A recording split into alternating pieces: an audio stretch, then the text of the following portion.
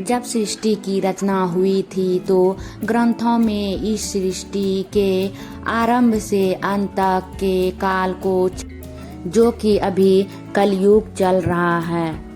तो आज बात करेंगे कलयुग।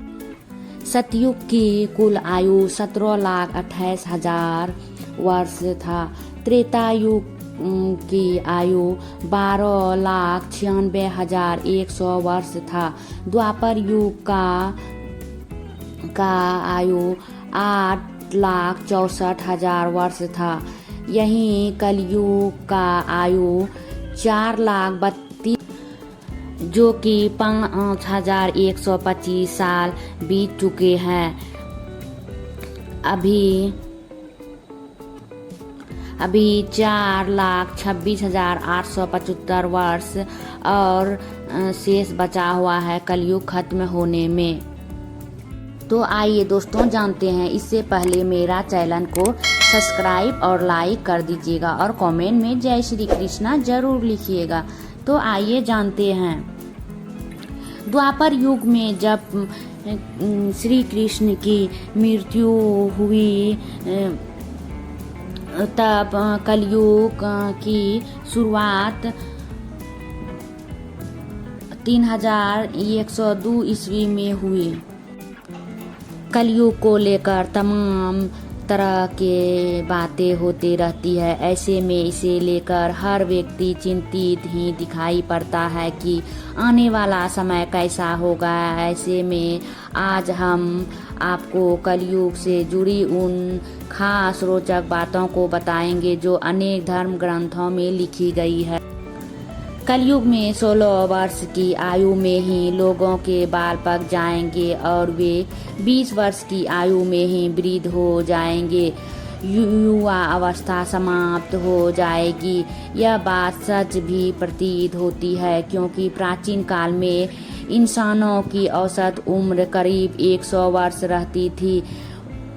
इस काल में 100 वर्ष से कहीं अधिक जीने वाले लोग भी हुआ करते थे।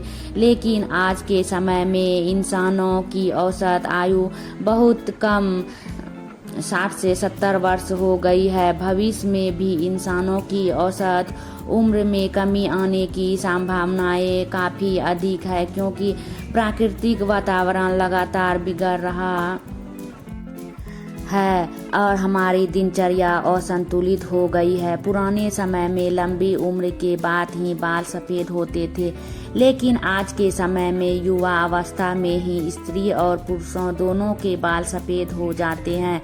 जवानी के दिनों में बुढ़ापे के रोग होने लगते हैं। पुरुष होंगे स्त्रियों के अधीन।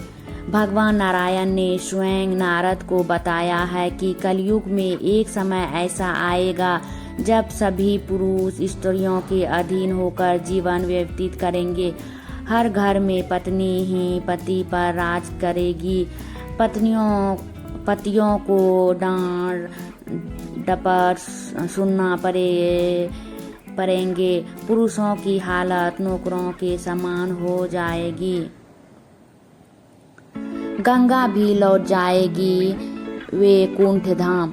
कलयुग के 5,000 साल बाद गंगा नदी सूख जाएगी और पुनः वैकुंठ धाम लौट जाएगी। जब कलयुग के 10,000 वर्ष हो जाएंगे तब सभी देवी देवताओं पृथ्वी छोड़कर अपने धाम लौट जाएंगे। इंसान पूजन कर्म वस्त्र उपासना और सभी धार्मिक काम करना बंद कर देंगे। अन्य और फल नहीं। जब जमीन से अन्न उपजना बंद हो जाएगा, पेड़ों पर फल नहीं लगेंगे। धीरे धीरे ये सारी चीजें विलुप्त हो जाएगी। गाय दूध देना बंद कर देगी। समाज हिंसक हो जाएगा। कलयुग में समाज हिंसक हो जाएगा। जो लोग बलवान होंगे उसका ही राज चलेगा। मानवता नष्ट हो जाएगी।